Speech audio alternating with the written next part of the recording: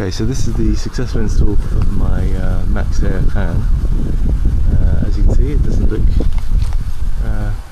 in any way particularly remarkable, but it is a successful install. I installed it about 2 weeks ago, and there's been multiple times it's rained heavily and there's been no problem in terms of leaks.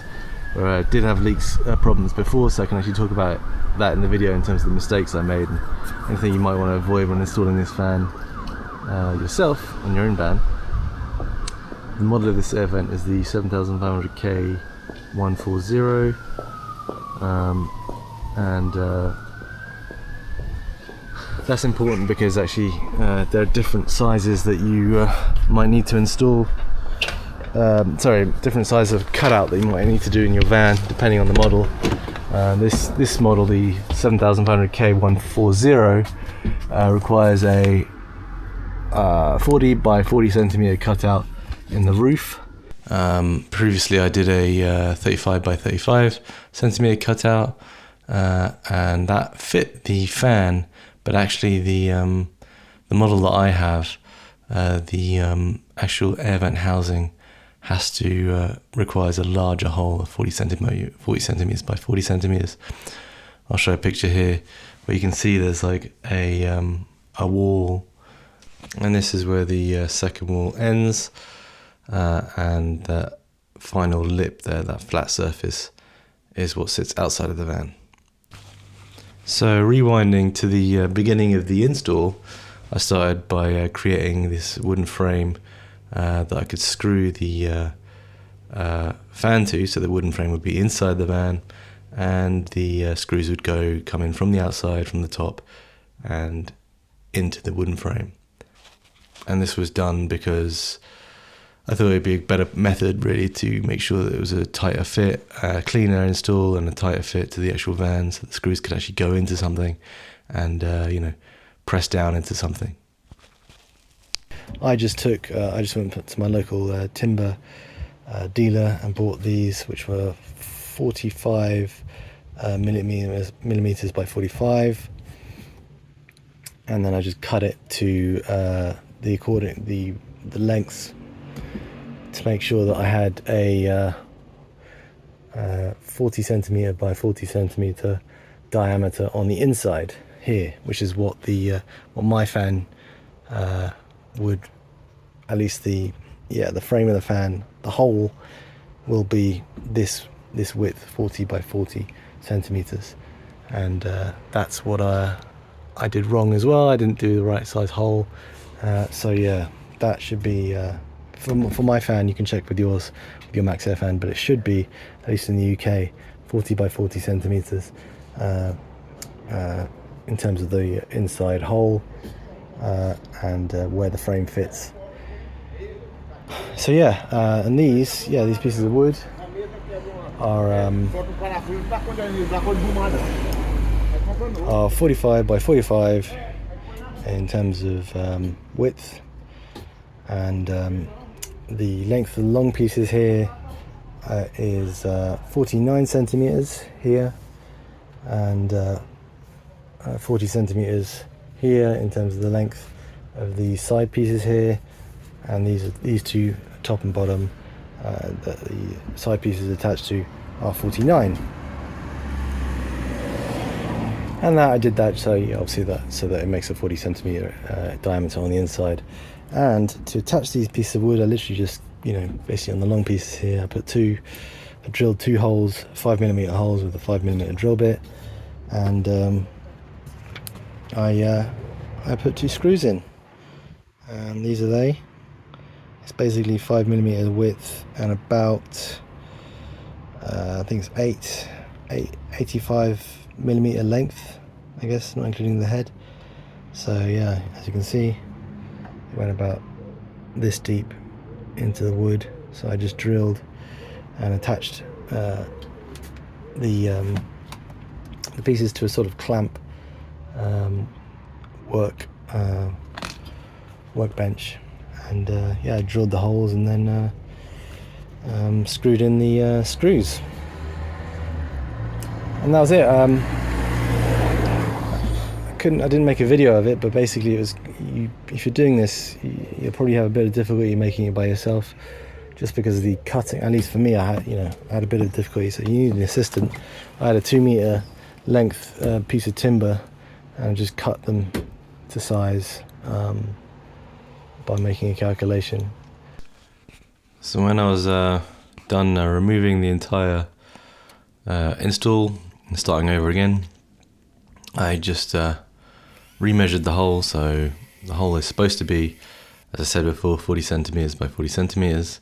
So obviously I found the middle part of where the hole should be, so the 20 centimeter center, and then just measured around from the center outwards, so 20 centimeters on each side, making 40 centimeters, and then just marked the corners on the outside. And I did that on the outside and on the inside before drawing a line connecting the corners. And on the outside I put some masking tape to outline everything, and it was a bit fiddly getting everything right, but it worked out in the end, and I got more or less the right size hole. You don't have to be, it's not an exact science. You can just about see the line I've been drawing here.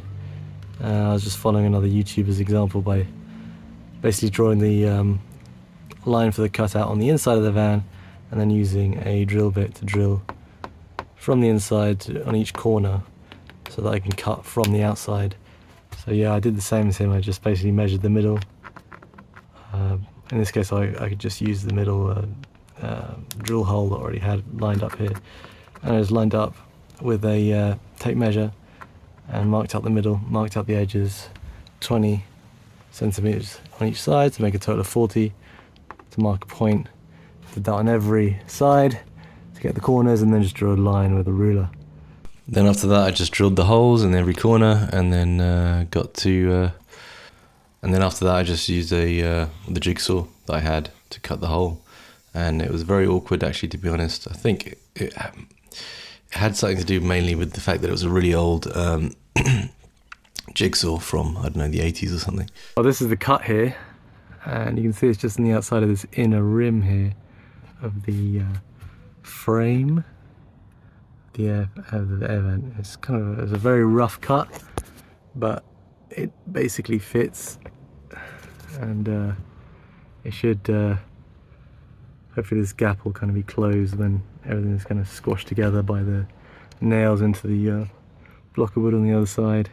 And obviously after that I just got some cure rust and some anti-rust paint, black paint to fit the vehicle, and I just painted the cure rust on to cure the bare metal that I had. I had quite a bit of it to get, because I had to take all the rust off that built up on the van with the previous install leaking and everything.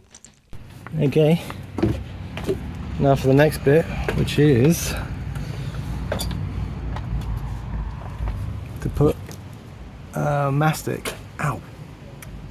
To put mastic along the edges and create a flat surface for the air vent housing to sit on, and then clamp that down onto the van body so that it squashes down the mastic to the frame and the van itself, and try and get all the air bubbles out there as much as possible.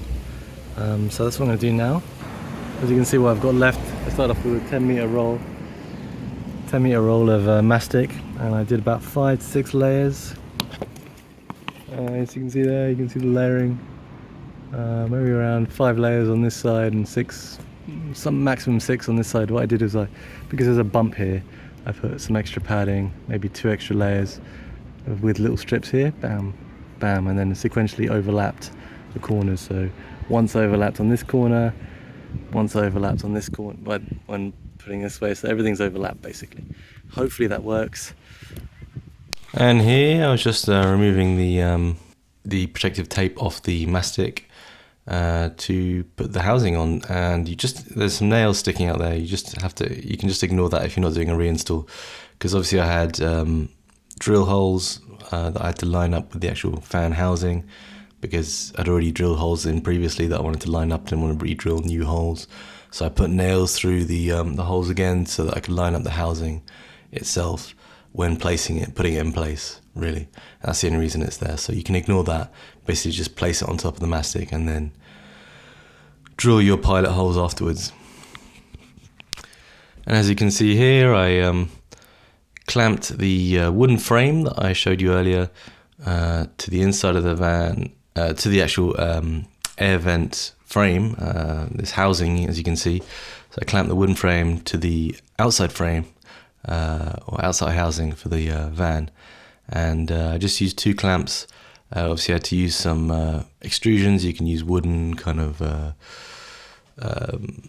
bits of wood or whatever you need to actually get, to actually be able to clamp the actual clamp to the frame, because otherwise this wall there, the inside wall, gets in the way. So yeah, you can do what I did if you like. If you're doing the same thing, just clamp the wooden frame to the housing on the outside before drilling your holes through the mastic in the van, and then putting the screws through. And obviously to put your screws through, you have to drill a pilot hole, not just through the van itself, but also through the wooden frame on the inside. And obviously the pilot hole has to be smaller than the width of the screw you're using, and so that you can actually screw it in. And that's it.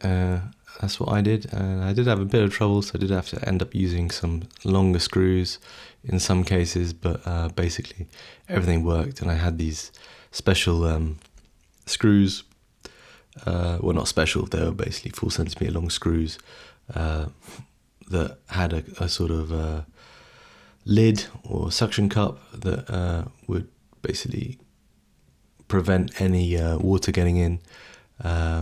But I recommend, if you get the same thing, get a longer screw. Also, these are the screws I bought specifically, having looked at another video. They're 4 centimeter screws, self-tapping screws. I have like a kind of suction cup that goes over it, so obviously when you're screwing down the air vent housing, the screw goes through here, and then you've got it kind of seals it with this kind of suction cup type thing, to stop the water going in, or via the actual screw hole, and you can close it like that. I recommend getting a longer screw than this. I had real trouble getting them all in, so I did have to find some longer screws in my garage. These are 4 centimeters long. I recommend getting at least 5 or even 6 centimeters long if you're going to do it the same way as me. If it's just going to go into the sheet metal and you don't have like a wooden frame built for these to go through, then I guess you can use the 4 centimeter version like me, and it just goes through the sheet metal, and then you deal with that later somehow. But yeah, if it's going into something else like I've done there, the wooden frame, then I recommend getting something longer. And here I basically put a bead of sealant all around the edge of the fan housing to seal everything. And I used I previously used Sikavolex.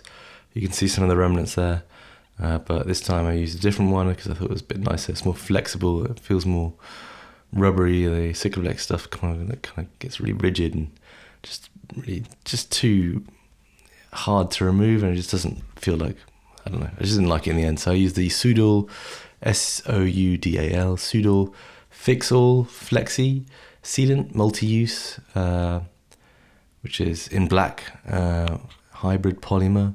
So if you just type that into Amazon, you should find it. Soudal Fix-All Flexi. Yeah, and it was a 290 milliliter tube. Just put a bead all around it. And then after that, as you can see here, I actually, this is I don't know if people know about this, but if you want to pad down if you want to kind of mold the shape of the sealant without getting all over yourself or using some tool and getting everywhere, then get like a small, say, mug full of water. I think any temperature, but maybe do warm water with, like, I don't know, a tablespoonful of washing up liquid, and then mix that, mix it up. It doesn't have to bubble or anything, just make sure it's mixed, and then get that over your finger, and you can literally just use your finger to mold the shape and pad down the sealant without getting all over you. It doesn't actually stick to you at all, and it works really well. So if you want to try that, you'll see. I didn't actually tape it when I did it, but you'll see that it works very well. Anyway, now I've got to tie up a few loose ends because a lot of these little caps don't even stay in place. Press down and they just lift up, which is kind of useless. So I'm going to try and glue them down with this, some clear sealant, resists high temperatures, and see if that works. But yeah, it does seem to be waterproof already.